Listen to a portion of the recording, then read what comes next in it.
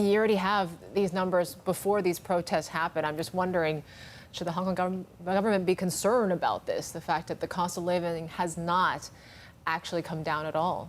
Well, I mean, basically, if we look at the factors behind Hong Kong's rise in the rankings, it's a product of a couple of things, really.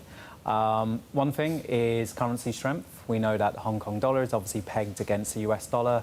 The US dollar has strengthened against most major global currencies in the last 12 months, so that's contributed towards Hong Kong's rise.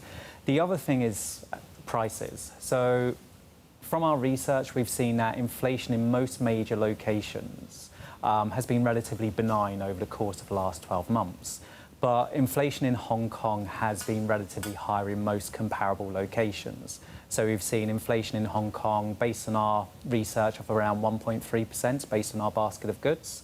That's been higher than locations which were previously ranked above Hong Kong last year. So locations such as Tokyo, locations such as Shanghai, which Hong Kong's overtaken in the past 12 months. Singapore's also gone up these dubious, well, you don't really want to be on these rankings, do you, particularly, but they're also been climbing up too, haven't they? But, give us an idea of the methodology you use there, because this is an expat survey, is it not? Well, it's an assessment of cost of living, and it is used primarily by organisations to determine whether or not they need to pay allowances to protect purchasing power when they move expatriates from one location to the next. It is based on a basket of goods of around 170 items that a person would consume on a day-to-day basis. So that includes the likes of groceries, meals out, transportation, electrical goods, and so on and so forth. Now, for the purpose of the rankings, obviously, when we collect the prices, we collect them obviously in local currency. But for these rankings, we then convert everything into a common currency, in this case, US dollars.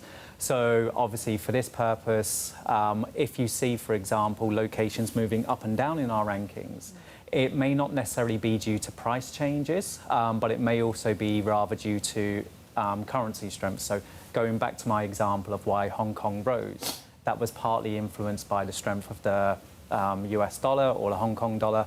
And one of the reasons why Shanghai, on the other hand, has fallen down to 10th position in our rankings has been because of the relative weakness of the renminbi over the course of the last 12 months. You mentioned a little bit about what's in this basket, yes. Food, obviously. I'm just wondering how big of a factor did property play, given that rental is still quite high? Property is actually something that we don't take into consideration. Wow, really? I know. So we do a separate survey on property costs. Obviously, if we look at rentals, Hong Kong is head and shoulders above anywhere else. Yeah. But the reason why we don't include that is because normally, once again, the main users of this data are companies when they're relocating staff around the world, and they normally compensate for the difference in housing costs separately because there are other variables which impact the value of a person's housing budget, which could be things such as an employee's seniority, an employee's marital status. So in order to, I suppose, give a much better indication of the difference in living costs, that's why we strip out accommodation. But going back to your point, yes, if we did look at accommodation, then Hong Kong would be way above everywhere else. We've got to go to the #1 city, then, don't we? OK, now this is in Turkmenistan. This is Ashgabat. Yes. I think in modern Farsi it means city of devotion, or city of love, actually, before. Literally, it means that. But we were all scratching our heads. Indeed. But I don't think expats there finding much love with the prices they've got to pay. And tell us why. Well, the main reason there is last year it was ranked well and truly way out of our top 100.